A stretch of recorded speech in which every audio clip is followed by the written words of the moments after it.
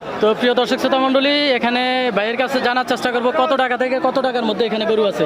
আসসালামু আলাইকুম ভাই, কেমন আছেন?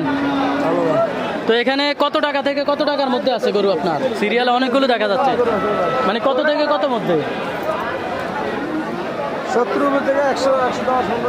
70 থেকে 1,10,000 টাকার মধ্যে আছে এখানে গরু। আমি দেখাচ্ছি একটু গরুর সাইজগুলো।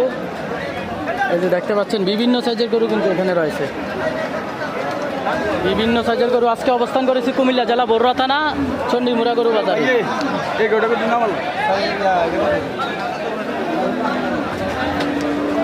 পরবর্তী কোন বাজারে বসবেন? পরবর্তী কোন বাজারে? মিশানি চৌরা? না না, কোন বাজারে বসবো পরবর্তীতে ওইটা জিজ্ঞেস করছি।